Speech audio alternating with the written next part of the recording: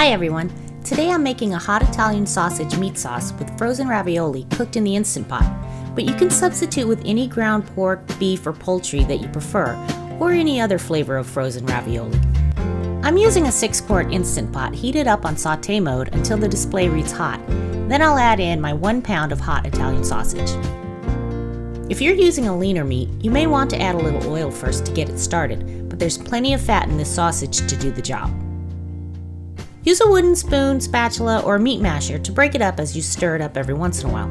It'll take about 10 minutes or so of cooking to fully brown the meat. Don't skip this step because the browning will create flavor for the sauce and keep the meat's texture intact during pressure cooking. Now we'll add in our aromatics, about half a cup each of chopped celery, onion, and bell pepper, which for me today was 1 large celery rib, half a small onion, and half a medium-sized green bell pepper, 1 tablespoon Italian seasoning, 1 tablespoon salt, half teaspoon black pepper, and half teaspoon of red pepper flakes, optional of course. Cook these for just a few minutes to soften the veggies just a little. Then we can add in our 3 minced garlic cloves and cook for just another minute. No more than that, or they can start to burn and turn bitter.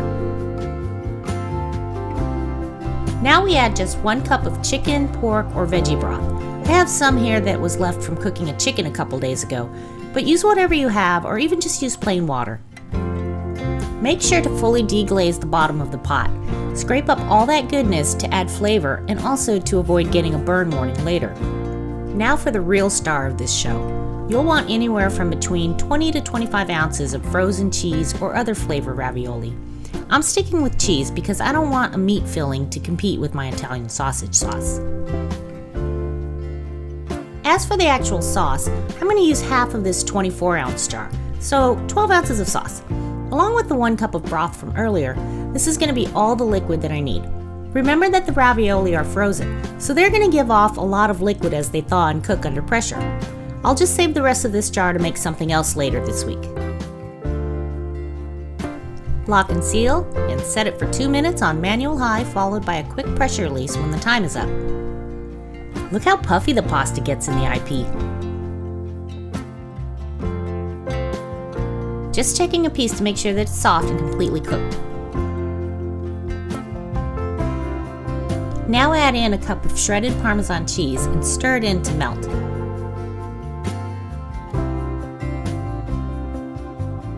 Try one out and see if you need to add any seasonings to the sauce. I'm going to cover them loosely for about 15 minutes to let the sauce absorb into the pasta and then thicken a little. And then we're ready to eat!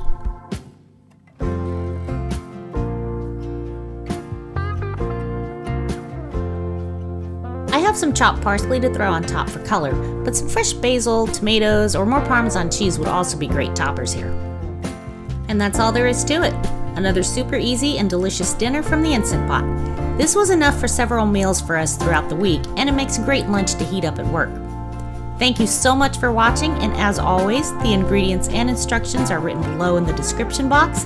Please like, share, and subscribe. Leave a comment if that's something you're into, and I will see you in the next video. Bye-bye!